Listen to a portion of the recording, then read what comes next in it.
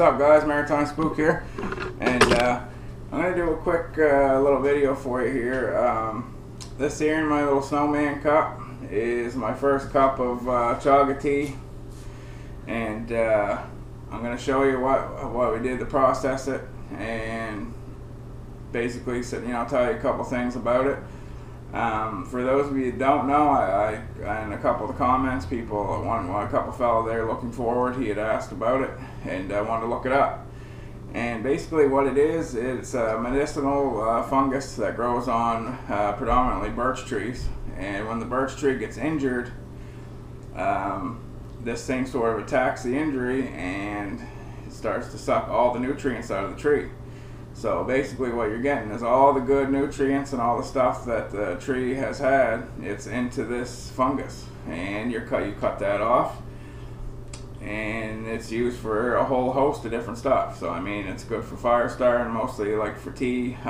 There's people that in Siberia where a lot of it sort of came from, or the idea of it came from. It lived to be over 100 years old because they used it every day or every other day. It's a miracle thing. A lot of people have said it helps fight cancer. So I mean, it's just really cool. So anyway, my buddy Martin Carty sent me a big chunk of it along with some fat wood, and I'm going to show you right here what we did to process it. Got my lovely assistant to hold my cup.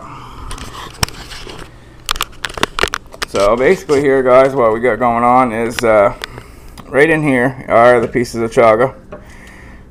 It's beautiful colored stuff that he has. I've seen some of the stuff that people have, and it's predominantly got the bark and all that. The stuff that he sent, there wasn't as much bark on it as some of the stuff I've seen.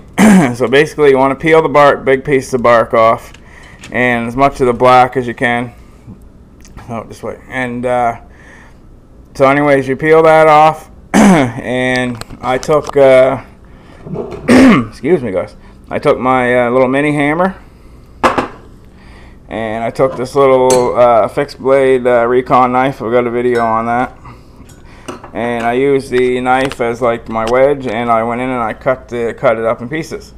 We took the pieces that were of decent enough size, and we put them in the blender. And one of my buddies there from North Bushcraft and Survival, Lonnie, Fresh Air, his name is on YouTube.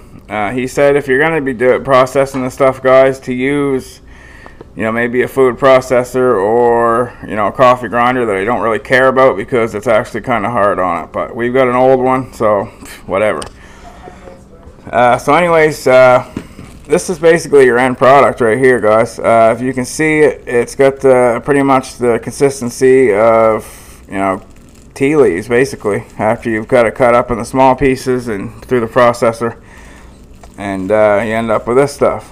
And it's like I said, so basically you use that and a coffee filter, and you pour your hot water over top, and you'll end up with a tea. For the first run here, I didn't make a hugely strong batch of it, but you can see as the color, it shows up a lot darker on the camera than it actually is. It's kind of light golden color. But anyway, guys, just 1 second here, and I'm going to take a taste of it and let you know what I think. Just kind of got to bear with me on the crappy camera work here, because I'm just not very good at that a lot of the time.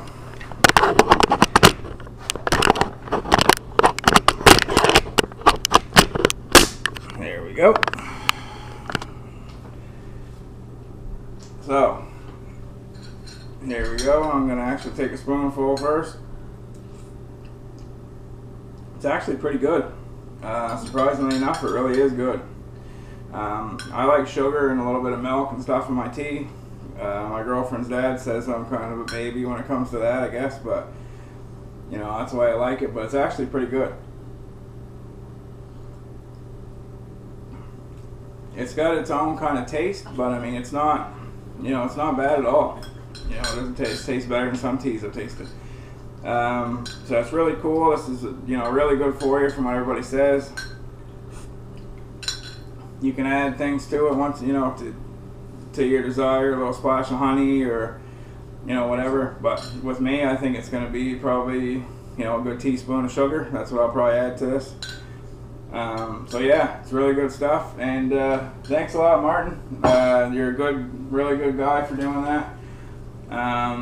This is really cool. It means a lot. So I'm going to process up the rest of a few pieces and leave, you know, leave some of it, because I've a couple people had wanted to see it because they've heard of it but never seen it, I guess. So anyway, thanks a lot, guys. I just want to show you that right quick, and stay tuned here. After a bit, I'm going to do a bit of a review on my new Benchmade. So anyway, it's Maritime Spook, guys, signing out, and thanks very much, Martin Carty. You're an awesome dude and a great maritimer, man. Thanks a lot, dude.